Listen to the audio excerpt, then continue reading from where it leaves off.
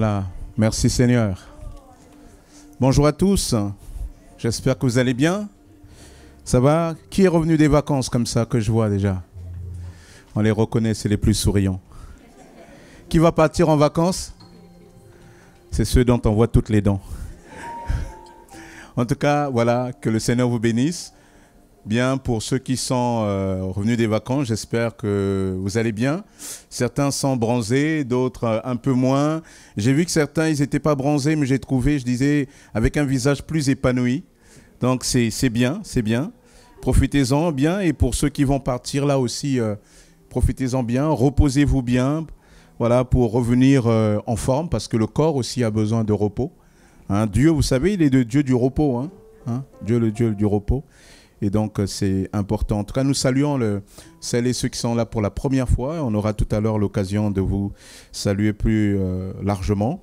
Je vais laisser la place à la parole de Dieu. Et aujourd'hui, nous avons un invité, le pasteur Osée Iwelia Bofili du Congo-Kinshasa. Alors, il est pasteur à temps plein au sein de l'Église des Nations de la communauté centre chrétien, la Cité d'Espérance, donc à Kinshasa. Il est veuf et père d'une petite fille de 5 ans. Il est consultant international parce qu'il travaille aussi à l'extérieur. Il est consultant international en banque et finance, expert en consolidation, virtualisation et réplication des infrastructures. Oui, je vais m'arrêter là. Parce qu'il y en a qui ont commencé à dire que le pasteur commence à parler en langue, on dirait, là, etc. En tout cas, il dirige aussi, il est aussi entrepreneur, notamment dans tout ce qui est solutions d'intégration, dans tout ce qui est, intégration de solutions informatiques, etc. Voilà. Donc, il fait toutes ces choses-là. Et nous avons eu déjà le plaisir de l'avoir l'année dernière. Et en semaine, cette fois-ci, on a le privilège de l'avoir avec nous ce dimanche. Et on prie vraiment que le Seigneur puisse toucher. Nous avons été bien édifiés au premier culte. Et vraiment, on espère que ce deuxième culte, vraiment, vous allez être richement édifiés. Donc, ayant le cœur ouvert, l'oreille bien tendue pour que vraiment la parole de Dieu puisse rentrer dans nos cœurs et Dieu puisse vraiment nous restaurer, nous encourager, nous édifier. Amen. Voilà, on l'accueille dans le nom du Seigneur.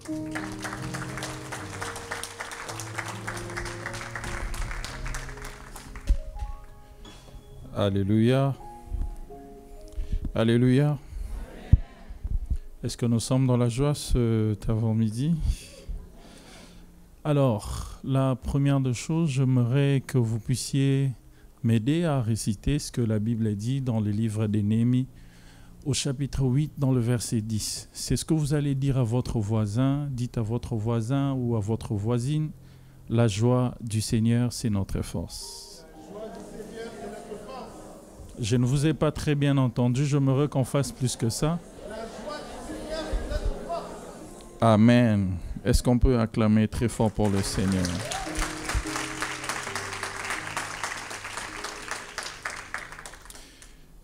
Inclinons nos têtes dans la présence de Dieu. Père très saint, c'est toi qui connais le cœur de chaque personne ici en ces lieux. Je ne veux simplement être qu'un instrument par lequel tu passeras pour communiquer ta pensée à ce peuple. Seigneur, il y a beaucoup d'entre nous qui sont venus en ces lieux avec une très grande soif. La soif d'être consolé, la soif d'être restauré, la soif d'être transformé par ta parole. Saint-Esprit de Dieu, aide-nous à communiquer la pensée que tu nous as donnée à la même mesure, Seigneur, des attentes de ton peuple. S'il te plaît, ma prière et le vœu de mon cœur, Seigneur, est que tu puisses atteindre tes objectifs, les objectifs que tu t'es assignés ce matin. Merci Saint-Esprit de saturer ces lieux par l'atmosphère de l'Esprit. Au nom de Jésus-Christ de Nazareth, avec action de grâce, nous prions et nous disons Amen. Alléluia. grande est ma joie d'être encore en ce jour dans cette église, parce que l'année passée, certainement, nous n'avions pas eu l'occasion de nous revoir parce qu'il y a plusieurs d'entre vous qui étaient en vacances. Et je ne suis pas étranger, je suis fils de la maison. Pourquoi? Parce que nous appartenons tous à un même Père. Que vous soyez d'une nationalité différente à la mienne, mais je vous considère comme mes frères et mes sœurs parce que nous sommes unis par un même Dieu. Et ce matin, alors que nous étions venus dans la présence de Dieu, et quand j'étais en train de prier pour ce message, j'ai demandé à Dieu de nous parler.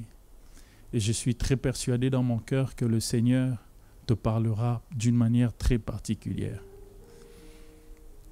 Et lorsque j'étais en train de prier, j'ai dit à Dieu, Seigneur, s'il te plaît, donne-moi un message, parce qu'il y a quand même un très grand exercice de foi que nous faisons à écouter Dieu pour répondre à vos besoins.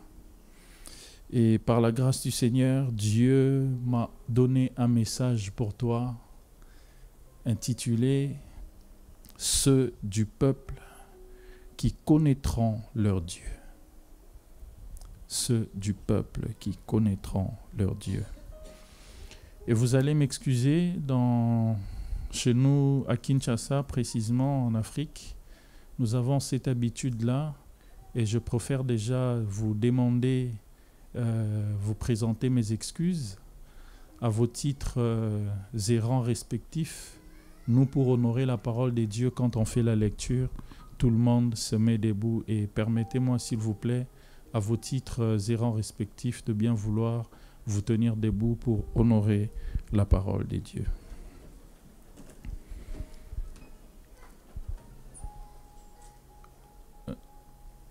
Daniel chapitre 11, le verset 31 à 32. Je veux faire la lecture dans la version Louis Ségon, mais tout au long de mon développement, j'ai utilisé une version de la Bible dynamique, Parole vivante de Alfred Cohen.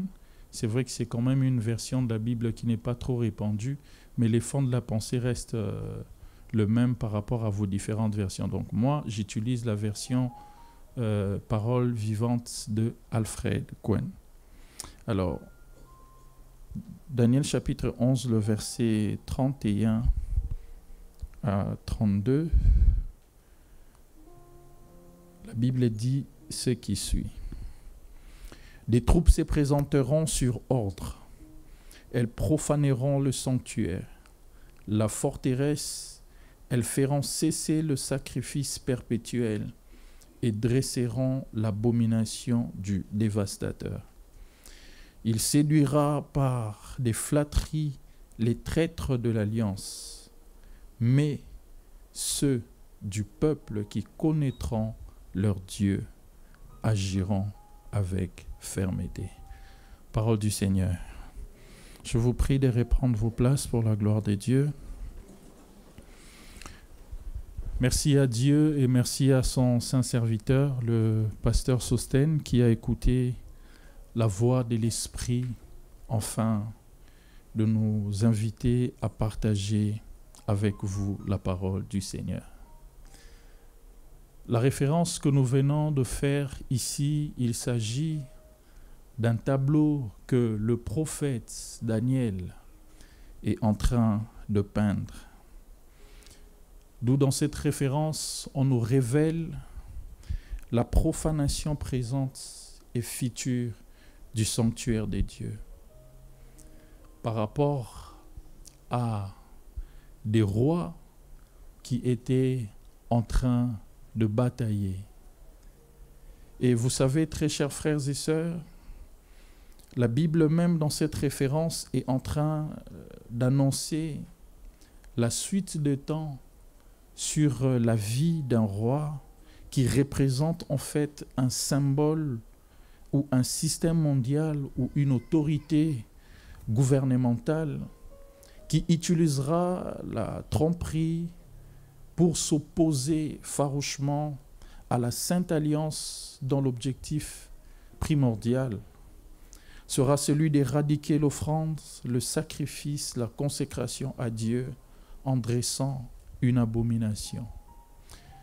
Mes très chers frères et sœurs, la Bible est en train de nous informer sur des événements futurs. Et permettez-moi de vous dire d'emblée que nous les chrétiens, nous sommes les personnes les mieux informées du monde. Il n'y a rien qui puisse être comme événement ici sur la terre sans que nous ayons été informés par le moyen de la parole de Dieu. Vous constaterez avec moi que nous sommes en train de traverser des moments qui sont très compliqués, très horribles et même très pénibles. Déjà, il y a un nouveau virus qui vient d'apparaître, le Mpox, que vous connaissez certainement, que vous avez suivi dans des journaux, sur Internet, qui crée déjà une forme de psychose parce que ces virus, et même plus que la Covid-19, parce que ces symptômes sont vraiment très compliqués et il n'y a même pas de produits pour gérer cela. Et ça crée en fait une certaine psychose dans la vie de plusieurs personnes et même aussi, vous savez, qui a été informé ou nous avions été informés par l'OMS qu'il y aura certainement d'autres pandémies qui seront compliquées à gérer plus que la Covid-19. Mais écoutez, bien-aimés dans le Seigneur, ces systèmes qui seront mis ensemble vont amener la qualité où les enfants de Dieu et surtout nous en tant que pasteurs, de revoir en fait nos théologies et revoir en fait nos enseignements, même pour se rendre compte comment faire pour permettre cette traversée des moments qui sont difficiles. Très chers frères et sœurs, vous le savez avec moi qu'il y aura des moments très compliqués. Dans le livre de 2 Timothée, chapitre 3, dans le verset 1er, la Bible nous a déjà informés, en nous disant: ceux qui suivent sachent bien que le temps difficile nous attend. La période finale de l'histoire de ce monde sera une époque périlleuse et de troubles. Mes très chers frères et sœurs, nous sommes déjà informés par Dieu qu'il arrivera des moments de troubles, des moments compliqués, des moments où nous n'aurons certainement plus des explications apparentes. Des moments où on se posera mille et une questions. À quoi sert la vie? Des moments où nous serons en train de faire face à des réalités que vous n'avez peut-être pas imaginées. Ou dans ce moment difficile-là, mes très chers frères et sœurs, il y aura des morts soudaines qui n'auront pas d'explications humaines appropriées. Je veux vous dire une chose. Les pasteurs a présenté en disant que je suis veuf. Et oui, c'est vrai. Je sers Dieu, ça fait plus d'une vingtaine d'années que je me suis consacré à Dieu.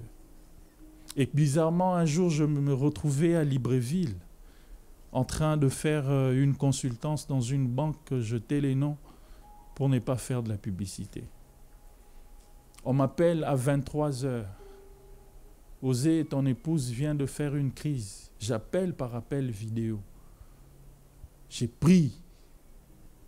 À 4 heures du matin, on me dit qu'elle a été admise aux soins intensifs.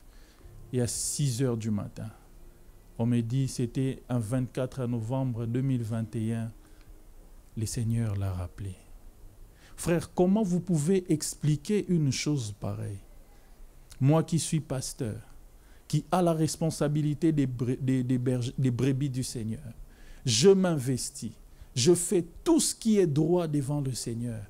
Mais ce jour-là, Dieu a permis cela. Et ma fille avait 2 ans, s'il vous plaît.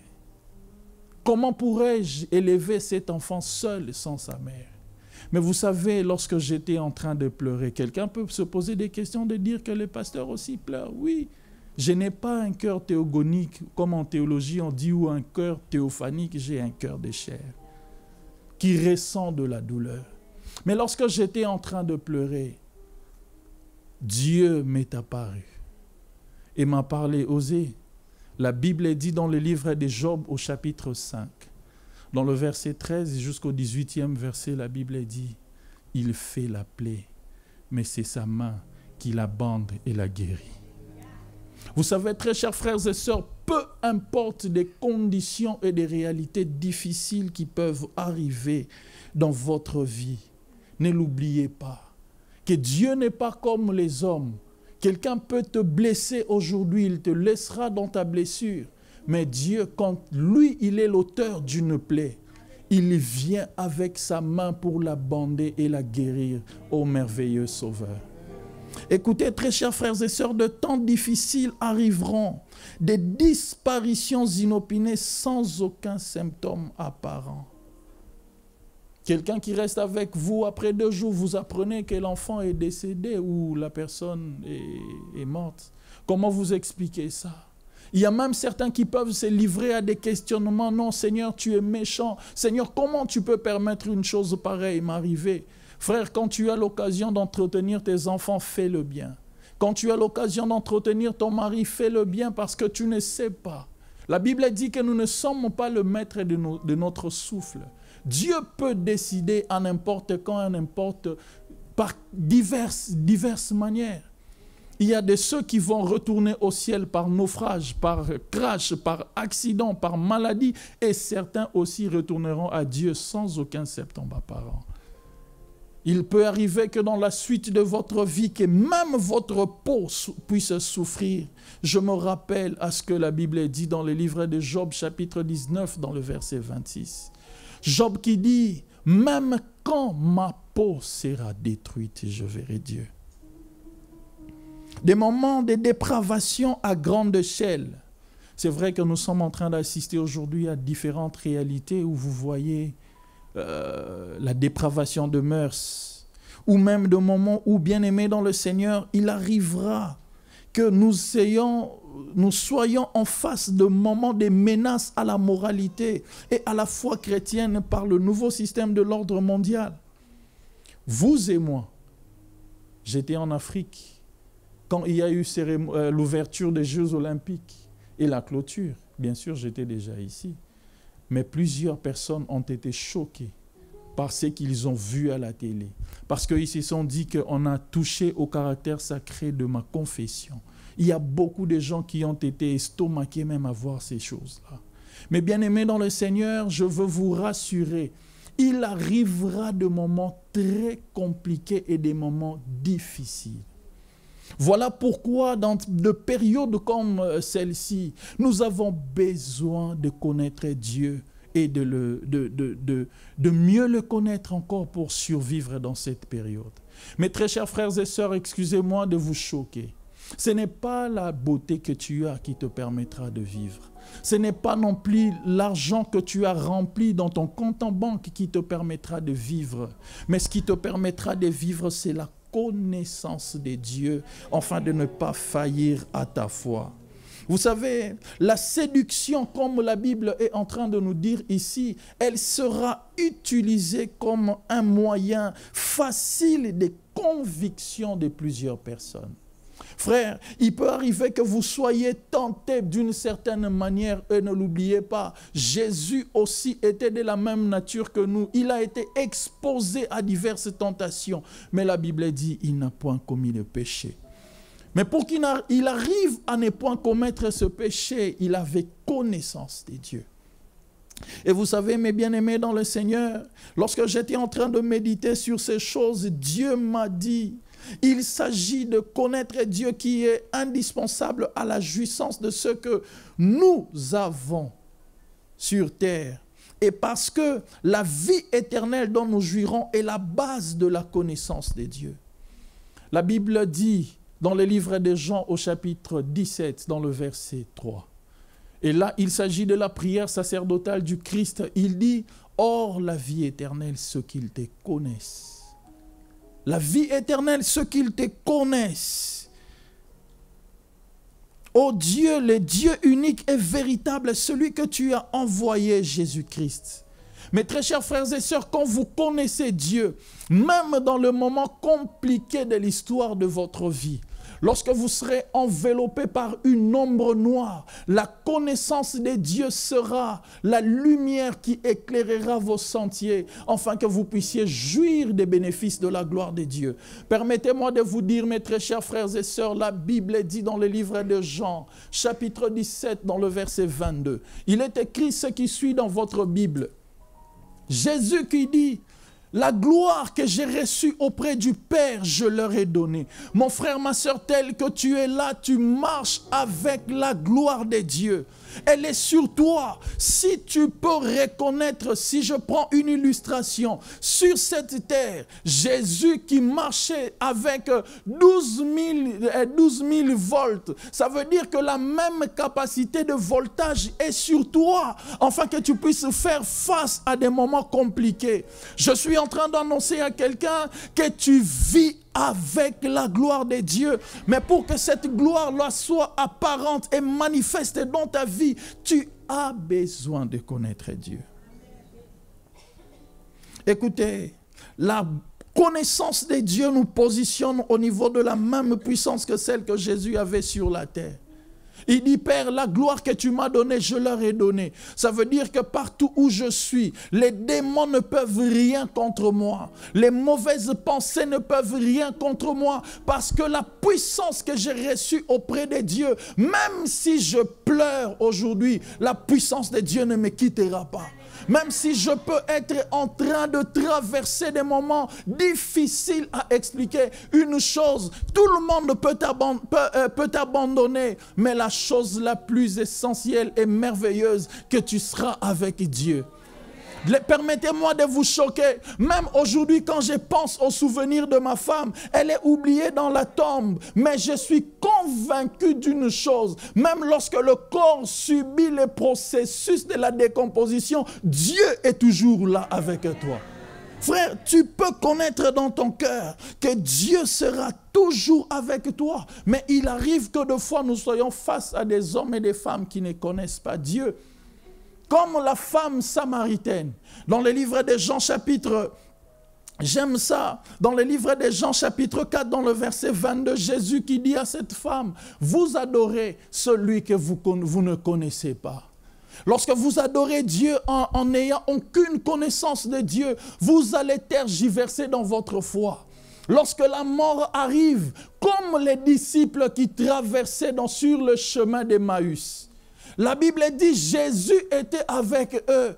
Il leur pose la question, qu'est-ce qui se passe? Ils répondirent à Jésus, es-tu le seul dans cette ville qui ne sache ce qui se passe? Vous savez, la douleur a empêché à ses disciples de voir Dieu. Frère, tu peux être pasteur, tu peux être en train de servir Dieu, mais attention, qu'aucune douleur ne puisse t'empêcher à comprendre et à sentir la présence de Dieu à côté de toi. Ceux qui connaissent Dieu, peu importe la réalité qu'ils traversent dans leur vie, ils sont conscients que je suis avec Dieu. Le Dieu que nous prions n'est pas un Dieu dont les chrétiens peuvent penser que c'est un Dieu lointain, mais il est le Dieu qui est mêlé à nos vies par le moyen de sa connaissance. Frère, Dieu est avec toi. La présence de Dieu à côté de toi est comme cette ombre. Lorsque tu vas n'importe où, l'ombre te suit. Et c'est comme ça que Dieu est envers ceux qui le connaissent. 2 Corinthiens chapitre 2, dans le verset 14 à 15, l'apôtre Paul dit « Je ne puis que remercier Dieu partout où nous allons en suivant le char triomphal du Christ. Il nous fait remporter des victoires dans la communion avec lui. En tout lieu, il se sert de nous et de notre travail pour répandre comme un parfum la connaissance du Christ. » Vous savez, mon frère, ma soeur, moi, je peux vous dire une vérité. Moi, je suis mathématicien de formation. J'ai un bac plus 5 en mathématiques. Mais pourquoi vous me regardez comme ça? Parce que les personnes qui font des sciences exactes, là, les mathématiques, la physique, la chimie, sont des personnes considérées à moitié comme des personnes qui sont un peu distraites. Là, oui, c'est partout, c'est reconnu comme ça. Alléluia. Mais vous savez, même lorsque je suis mathématicien, Dieu m'enverra au milieu de mathématiciens parce que je parlerai les mêmes langages avec eux, afin qu'ils comprennent que je dois répandre l'odeur de la connaissance de Dieu. Vous savez que dans la Bible, on peut aussi démontrer les mathématiques. Qui veut voir une petite démonstration de mathématiques dans la Bible? Ok. La Bible dit dans le livre de 1 Corinthiens au chapitre 11, l'apôtre Paul au premier verset qui dit « Soyez mes imitateurs comme je le suis du Christ », n'est-ce pas? Or, la relation de la transitivité en mathématiques exige ce qui suit. Lorsque A est en relation avec B et B en relation avec C, ce qui implique que A est en relation avec C, n'est-ce pas? Donc l'apôtre Paul disait au peuple, ne m'imitez pas, mais imitez le C qui est Jésus. C'est ça la démonstration de la transitivité mathématique dans la Bible. Alléluia. Il dit, quoi que vous fassiez, bien-aimés dans le Seigneur, ayez en vous la connaissance que tu es un infiltré de Dieu dans le domaine où tu es. Dieu t'a envoyé dans la banque, afin que toi, tu puisses convaincre les banquiers en répandant la connaissance de Dieu et que les gens arrivent à maîtriser qu'il y a un Dieu et un être suprême. Lorsque j'ai médité la parole de Dieu, je me suis rendu compte dans ce qui est écrit dans le livre de Luc chapitre 13, dans le verset 32. Jésus envoie un message à Hérode. Il leur répondit, allez, dites à ce renard, voici, je chasse les démons, j'ai fait des guérisons, aujourd'hui et demain, et le troisième jour, j'aurai fini. Hey, mes frères, quel courage Jésus avait de dire à Hérode comme ça. J'ai suivi avec vous un courageux qui s'est permis un jour de gifler le président français. Mais ce gars, il est en train de vivre. Hein? Il continue à mener tranquillement sa vie. Hey, n'osez pas ça en Afrique, pardon. Parce que, juste quand tu finis, là, il faut déjà faire tes adieux parce que même la famille ne saura même pas où tu iras. Et c'est déjà, ça sera la fin pour toi. Mais comment Jésus a eu ce courage de dire, d'appeler Hérode ce renard? Parce qu'il avait la conscience que Dieu était avec lui et Hérode ne pouvait rien lui faire. Mes très chers frères et sœurs, quoi que les gens peuvent développer leur théorie en montrant qu'ils sont plus puissants du point de vue spirituel, nous n'avons rien à craindre parce que nous savons celui qui est derrière nous. Vous savez, mes bien-aimés dans le Seigneur, connaître Dieu nous révèle même l'étendue de son autorité, car connaître Dieu est la porte d'accès au surnaturel. Il est écrit dans votre Bible, dans le livre de 2 Pierre, chapitre 1er au verset 3. La Bible dit, comme sa divine puissance nous a donné tout ce qui contribue à la vie et à la piété au moyen de la connaissance de celui qui nous a appelés par sa propre gloire et par sa vertu. Mon frère, ma sœur, tout ce dont tu as besoin dans ta vie, que cela soit la promotion, la stabilité, l'excellence, la réjouissance, tout ce dont tu as besoin, je te rassure et je te le confirme, que toutes ces choses t'ont déjà été données par la divine puissance. Mais il faut que tu aies cette connaissance-là, parce qu'il arrive de fois que nous, en tant qu'enfants de Dieu, de fois nous pleurnichons pour rien.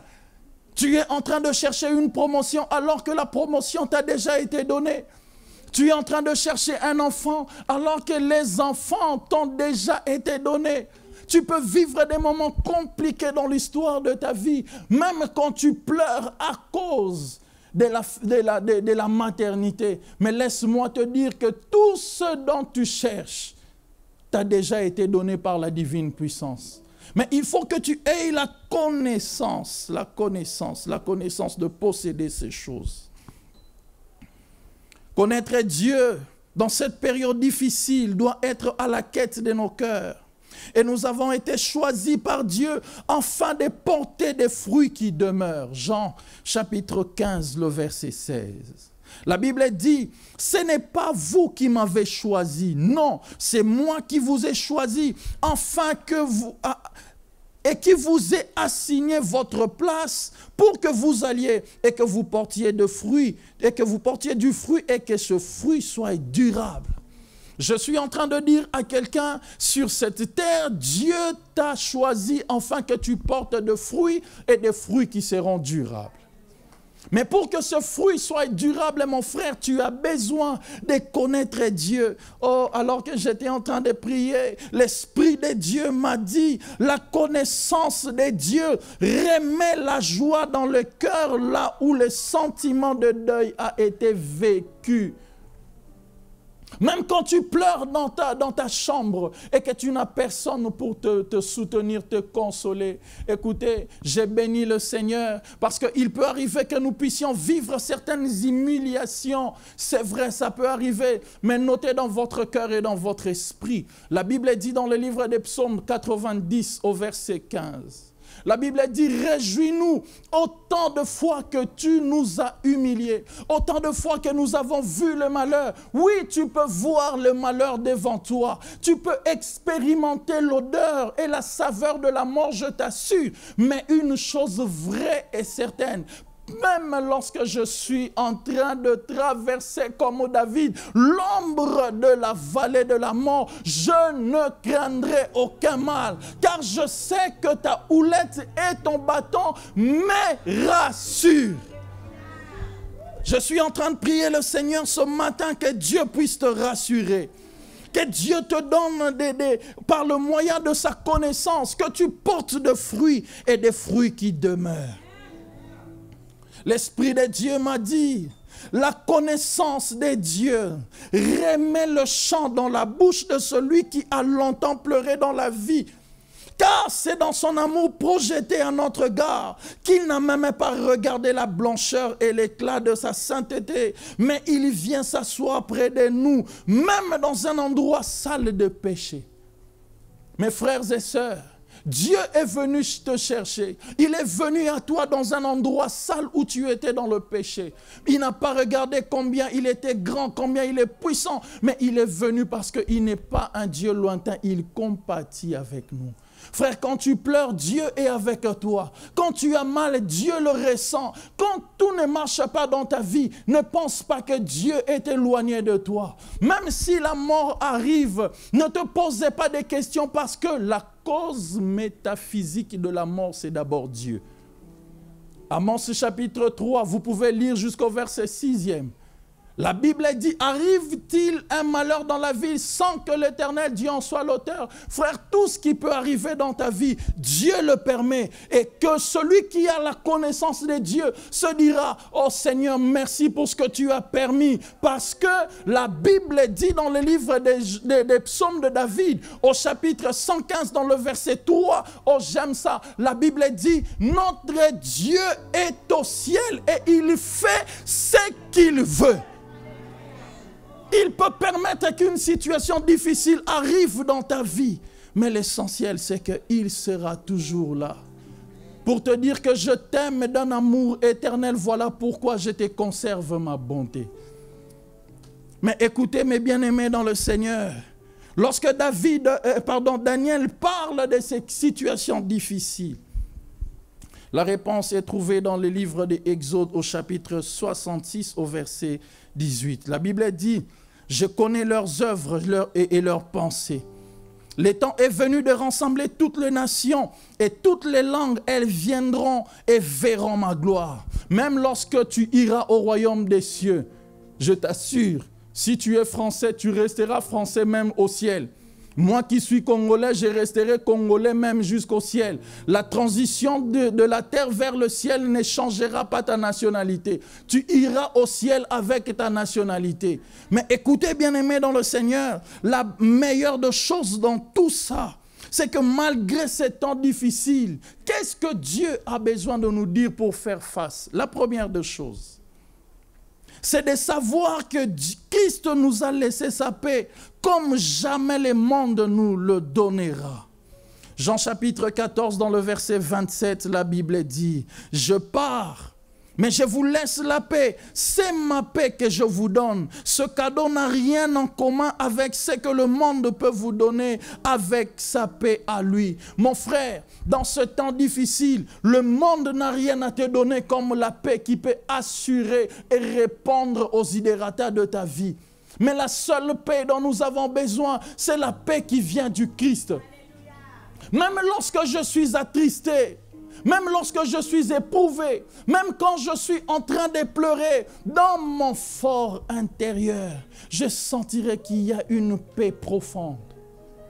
Même quand je suis en train de me poser la question sur des gens qui sont en train de m'entraver la promotion, mais dans mon cœur, j'aurai cette certitude de ne pas m'agiter, de ne pas m'affoler, parce que la paix de Dieu sera dans mon cœur.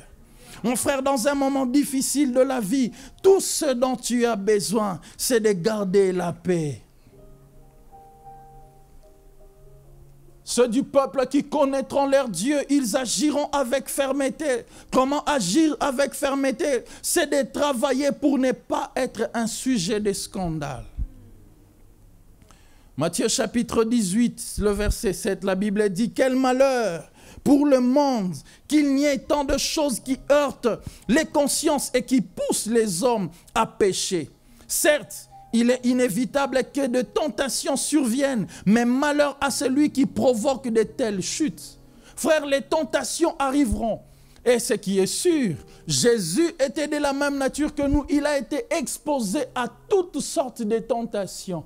Mais la Bible dit, il n'a pas succombé et il n'a pas commis de péché. Je prie que le Seigneur te donne la force, peu importe les tentations qui arriveront dans ta vie, mais que tu ne sois pas un sujet de scandale. Que tu ne sois pas un sujet de scandale.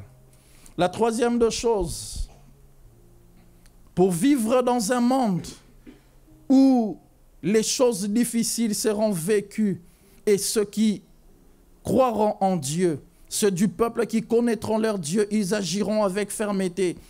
C'est d'être reconnaissant que nous avons été appelés pour jouir de paix de Dieu dans nos cœurs. Colossiens chapitre 3 dans le verset 15, la Bible dit « Laissez régner souverainement dans vos cœurs la paix instaurée par le Christ, qu'elle gouverne toutes vos décisions. Souvenez-vous-en, membres d'un même corps, vous êtes appelés à vivre dans l'harmonie. Apprenez afin que vous vous montrez. Apprenez afin à vous montrer reconnaissant. » Frères, nous sommes dans la maison de Dieu. La chose la plus exceptionnelle que Dieu a besoin de nous, c'est de vivre dans une harmonie. Nous sommes enfants de Dieu. Il est inadmissible que vous soyez dans une église, mais vous ne vous saluez pas. Il est inadmissible que vous soyez dans une église, que vous ne vous parliez pas. Il est inadmissible que vous soyez enfant de Dieu et que vous n'ayez pas cette conscience de savoir le problème de votre frère. Frère, l'harmonie dans la connaissance de Dieu nous exige à nous porter, les fardeaux les uns des autres. Ne soyez pas comme certains chrétiens. Lorsque leur frère tombe dans un péché et qu'ils le regardent comme un abominable. Non, frère, la Bible dit, lorsque vous remarquerez votre frère tomber dans une quelconque faute, vous qui êtes spirituel, aidez-le à se redresser, mais avec un esprit de douceur. La quatrième ou la cinquième chose que vous devriez noter, mes bien-aimés, c'est de faire comprendre et imposer à son cœur que la paix de Dieu qui surpasse toutes choses. Oh, j'aime ça. C'est un des versets que j'ai retenu dans ma vie, mon frère. C'est un des versets que j'ai retenu dans ma vie, ma sœur. La Bible dit dans Philippiens chapitre 4, dans le verset 7. La Bible dit, la paix de Dieu qui surpasse toutes choses gardera vos cœurs et vos pensées en Jésus-Christ. Et j'aime la continuité dans le verset 8, la Bible dit que tout ce qui est juste, tout ce qui est vrai, tout ce qui est honorable, dans d'autres versions, il est dit, tout ce qui est qualité de probité morale, que cela soit l'objet de vos pensées. Tu ne tromperas pas ton frère, tu ne tromperas pas ta femme, parce que tu sais que ce que je fais n'est pas vrai. Ce que je fais n'est pas digne de louange. Ce que je fais ne mérite pas l'approbation. Et ceux qui connaissent Dieu et qui agissent dans la fermeté, ils ne pourront jamais être faux. Oh Seigneur, garde-nous dans cette génération des hommes et des femmes qui ne sont pas vrais, les uns des autres. Quand vous avez la connaissance de Dieu, vous serez vrai envers votre frère. Quand vous avez la connaissance de Dieu, vous serez transparent envers votre frère. Mais malheureusement, aujourd'hui, nous sommes en train d'être choqués par des chrétiens, des frères et des sœurs qui ne sont pas vrais. Seigneur, aide-nous. Et le dernier point, il faut reconnaître que dans ce temps difficile, Jésus a vaincu le monde et ses souffrances. Jean chapitre 16, le verset 33, la Bible dit: « Il fallait que je vous dise aussi cela pour que vous trouviez la paix dans la communion avec moi. Dans le monde, vous aurez à souffrir bien des afflictions, mais prenez courage. Moi, j'ai remporté la victoire sur le monde. » Frère, je suis en train d'assurer à ton cœur, quoi qu'il puisse arriver sur cette terre, note dans ton cœur et dans ton esprit que le Dieu que tu pries, il a remporté la victoire. Et du fait qu'il nous emmène avec lui, nous remporterons aussi des victoires, quoi qu'il arrive.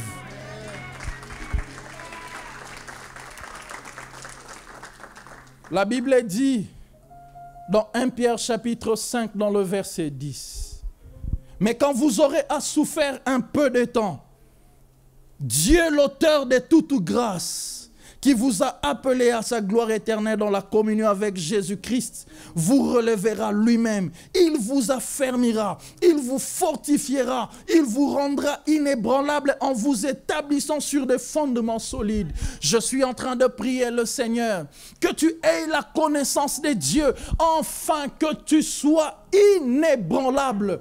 Ma prière et le vœu de mon cœur ce matin est que Dieu ne permette pas que tu puisses être t'ébranler par une situation, mais que Dieu te place sur des fondements solides. La fermeté, c'est notre qualité d'être stable devant Dieu.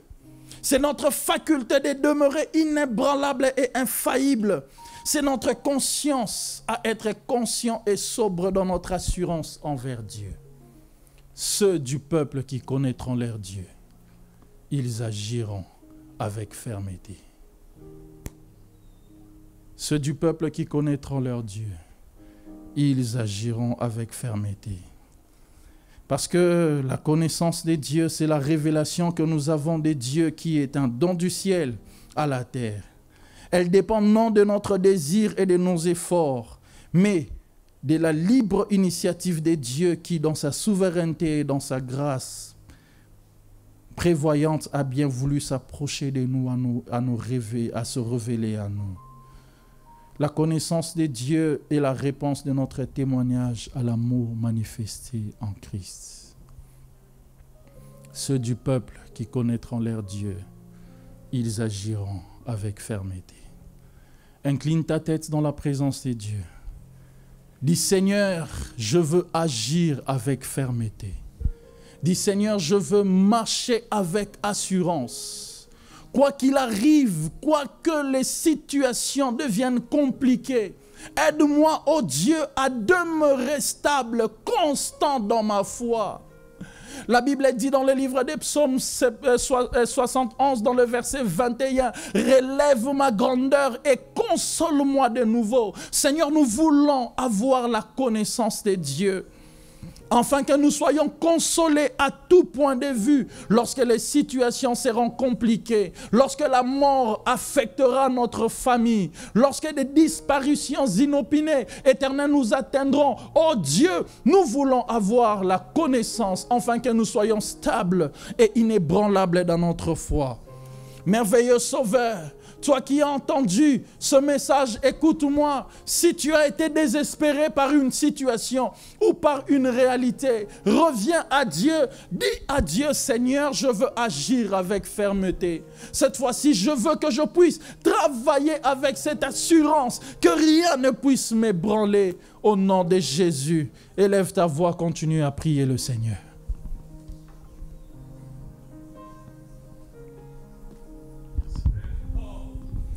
Seigneur, nous te bénissons, Père éternel. Tu es notre Dieu et tu règnes. Nul n'est semblable à toi. Seigneur, c'est toi qui nous éclaires ce matin par ta parole. Merci pour cette parole qui va dans les cœurs. Merci pour ton esprit, Seigneur, qui éclaire les vies. Merci, Seigneur, de ce que tu édifies. Seigneur, sans toi, sans ta parole, nous ne pouvons pas te connaître. Seigneur, parfois nous arborons ce titre de chrétien. Permets-nous de l'être véritablement en esprit et en vérité, en action et non avec la langue. Seigneur, merci pour ce message. Que ton nom soit glorifié. Dans le nom puissant de Jésus, par la puissance du Saint-Esprit, et nous disons ensemble, Amen. Amen. Amen. Gloire à notre Dieu. Amen.